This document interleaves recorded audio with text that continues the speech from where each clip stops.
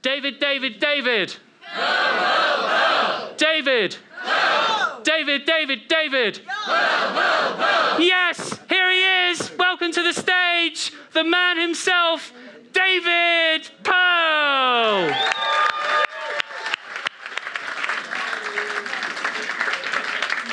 Thank you, thank you, thank you. It's obviously going to be an interactive second half. I can't tell you how little I enjoyed the first half.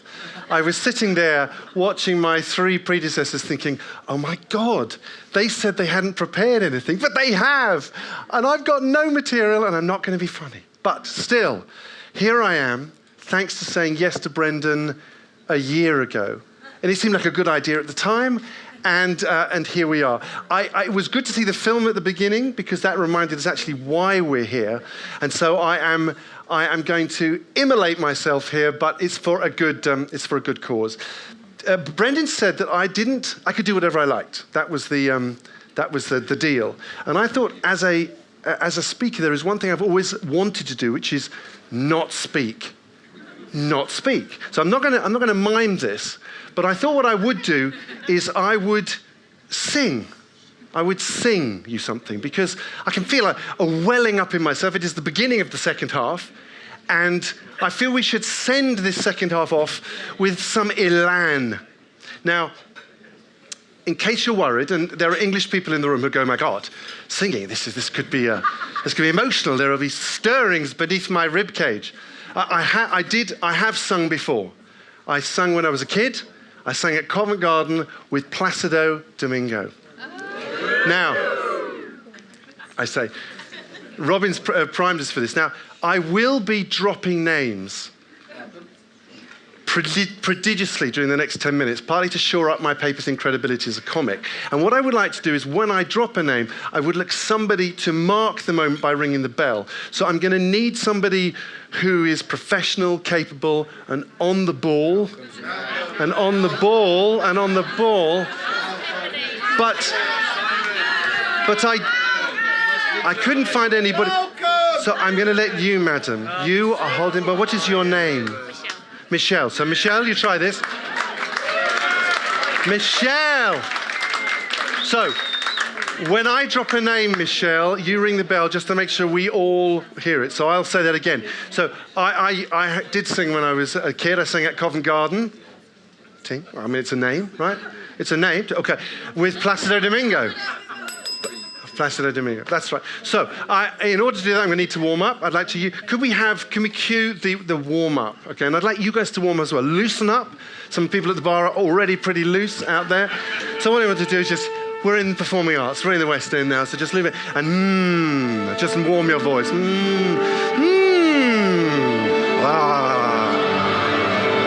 Pat the head of the person in front of you.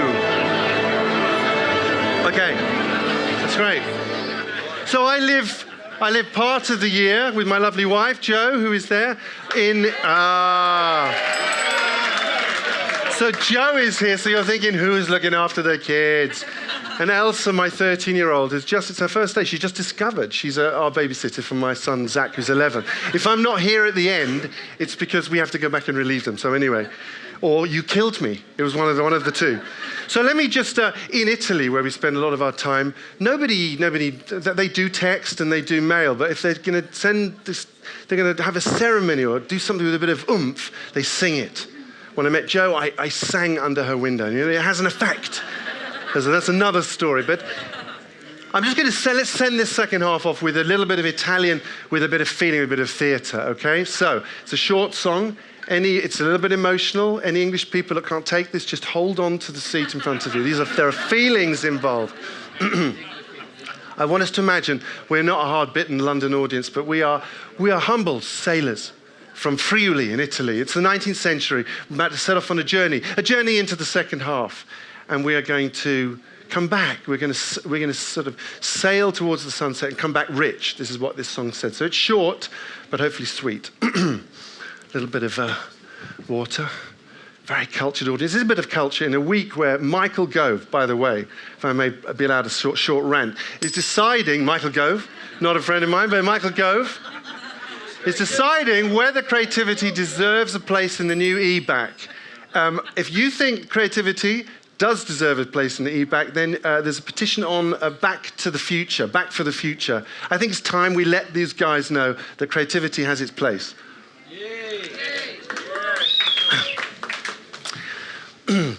Andiam cerca fortuna, la primavera par, al chiaro della luna ci aspetta il marinar. O barca igual a remo, addio bel ciel friulan, insieme noi sbarcheremo, lontan, lontan, lontan.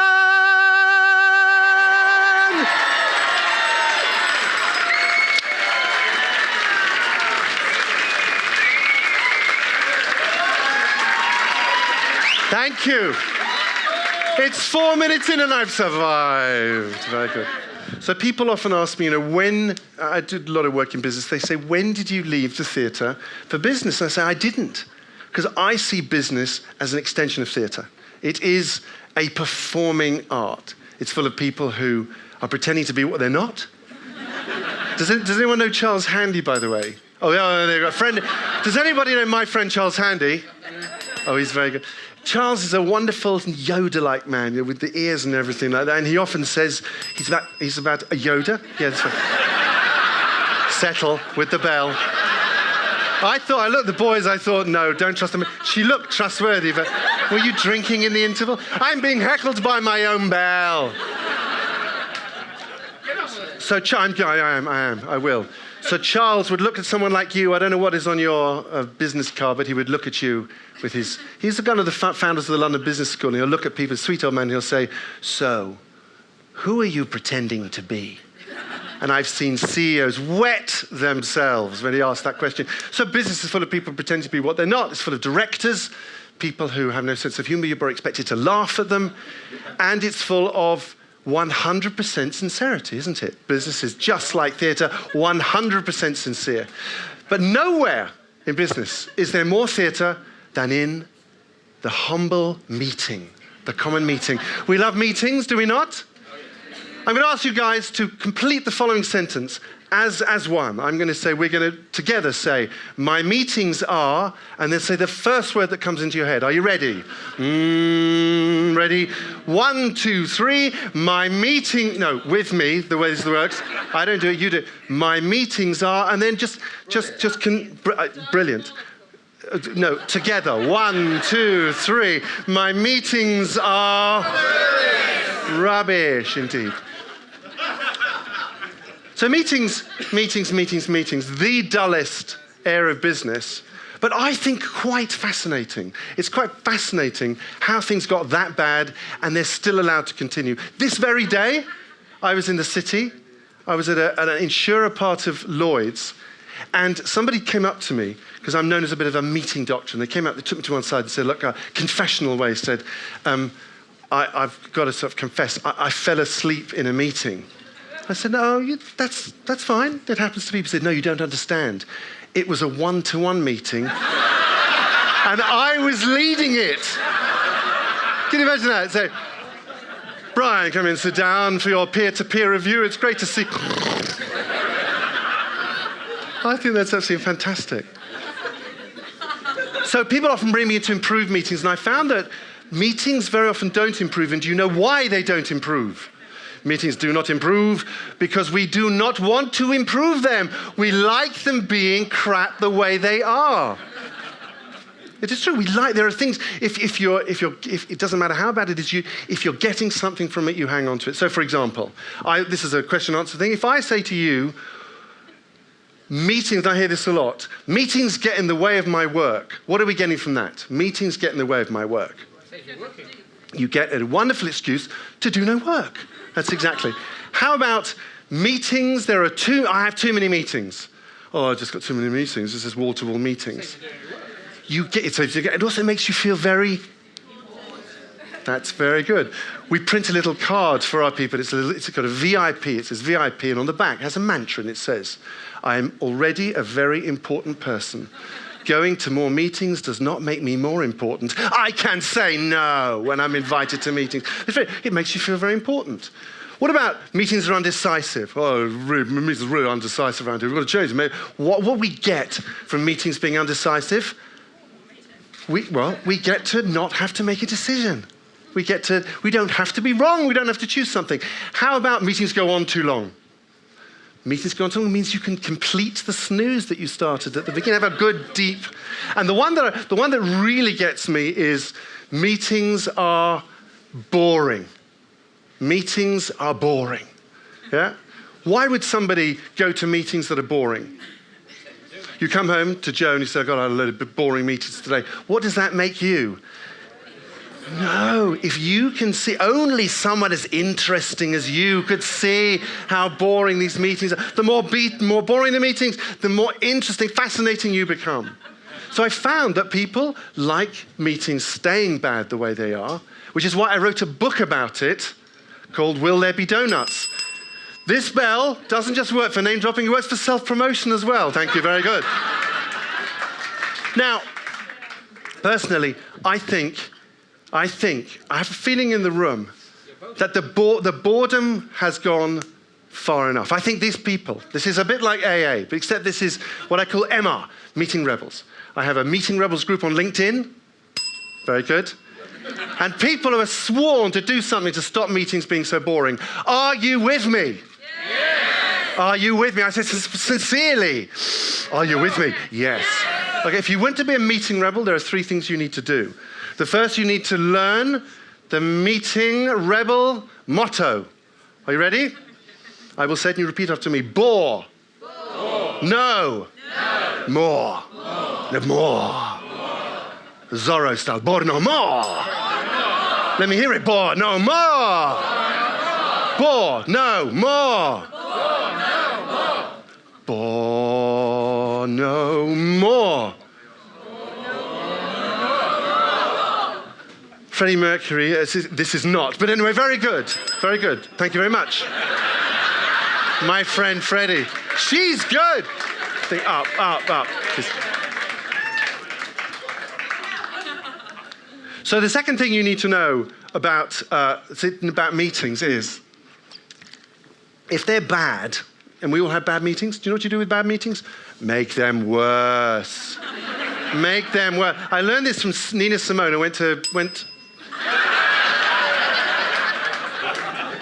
I didn't realize what a shameless name drop. So Nina, Neen. I went to Ronnie Scott's and Nina was playing. Thank you, enough, okay. Ronnie Scott, we got that. Okay, stop.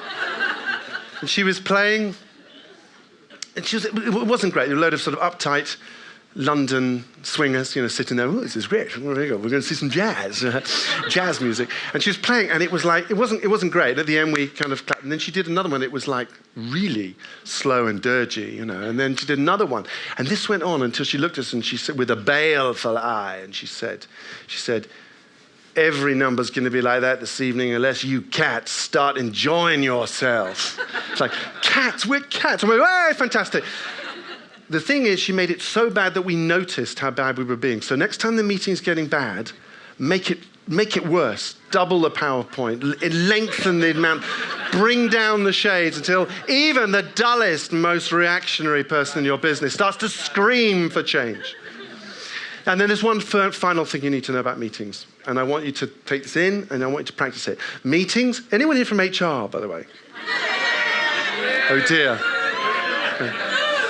They sound like, yes! HR.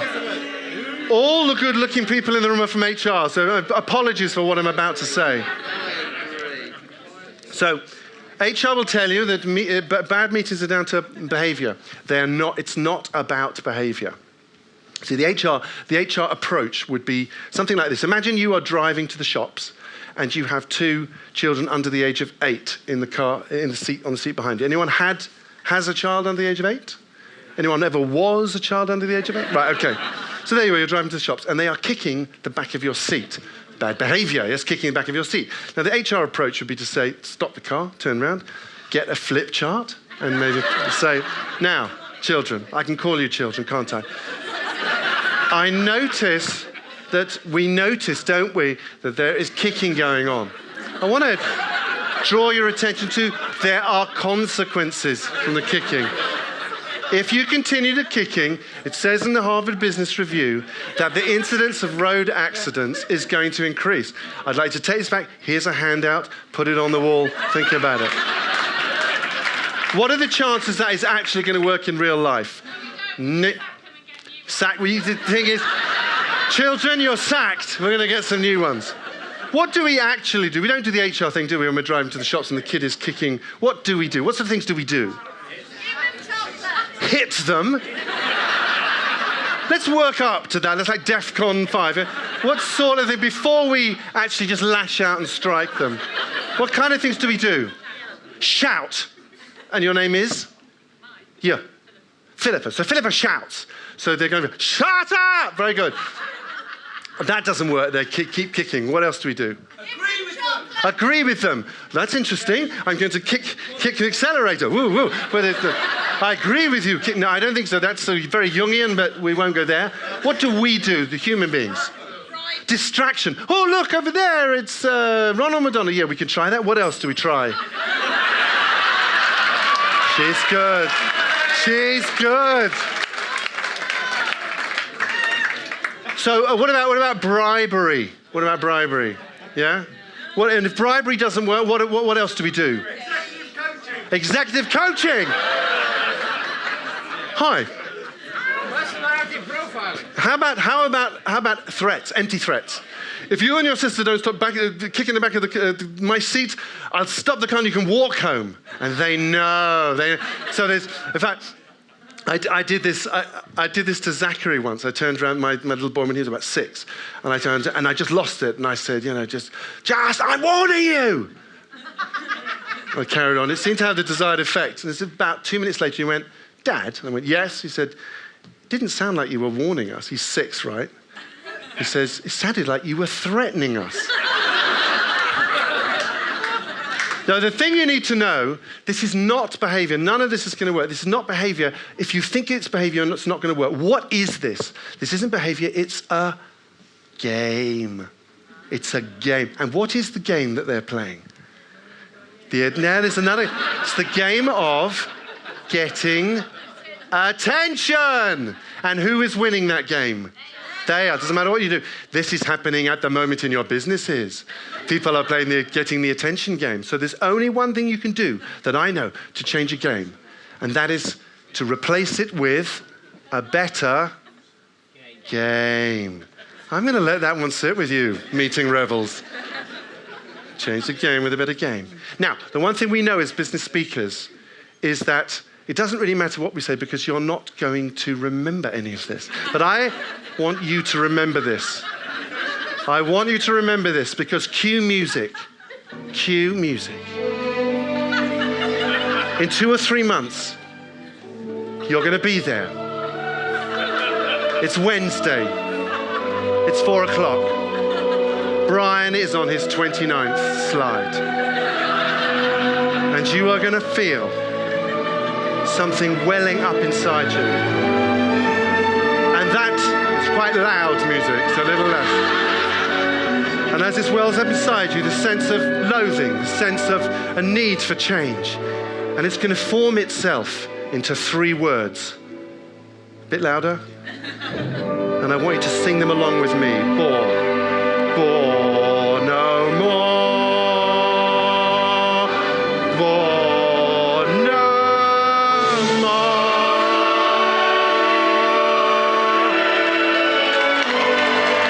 That was so good. I want an encore. But this time, up, everybody up. I want you standing up like Pavarotti. Take a deep breath. Settle. Breathe. Connect with the floor. You know your words. Imagine the virtual white handkerchief. You've had enough of bad meetings. Are you ready? 2, 2, 3. Bore no more. Bore no more.